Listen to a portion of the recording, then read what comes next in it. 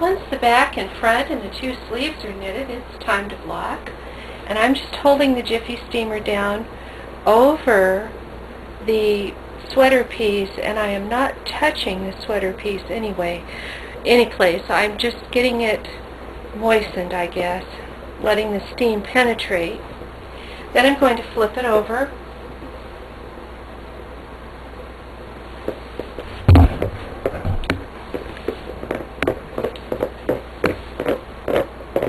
And again, I'm going to just let the steam penetrate. And then I will very gently uncurl it, mostly with my hand and just a little bit with touching the nozzle on the very edge.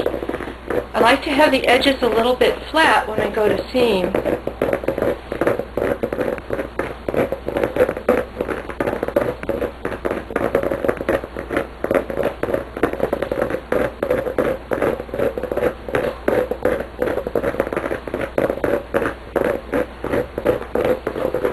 And you can see there's a little bit of rolling along the raglan seams, and I'm just getting that with a little steam.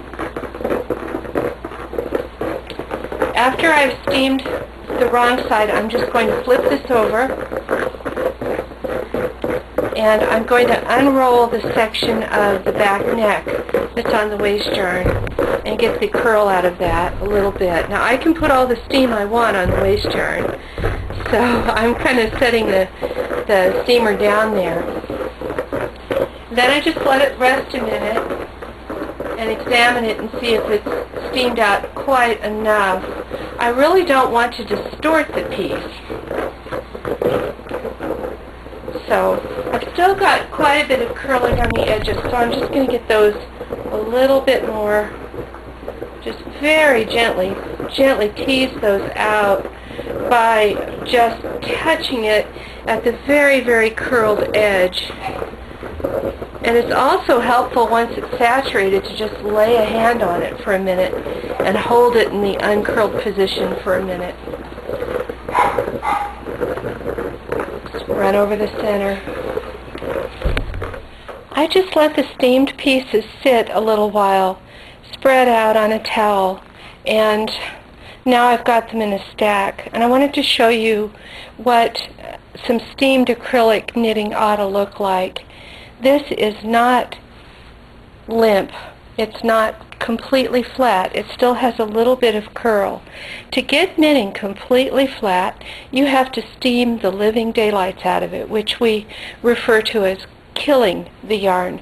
But I didn't kill this project. I still wanted these to have some thickness and some fluffiness, maybe even what you might call a little bit of a hand-knitted look. Of course, the joy of machine knitting is that both of these sweaters, of course they're not finished, but all of these pieces were knitted in a single weekend, in addition to all of my usual weekend activities like going to church, buying groceries. And sure, I let a few things go, but if you're hand knitting, this would take a very, very long time to accomplish. Here on the green, turquoise, you can see that it curls a little bit, that I didn't completely kill it. You can also see how the edge, where it has been increased, how the edge comes out gradually. One of the things that I very much enjoyed about this project was the way that this self-striping yarn turned out. I thought this was very pretty, and now I'm curious how some of their other color schemes turn out. So I was pretty lucky too that I think this is going to match okay along the side seam.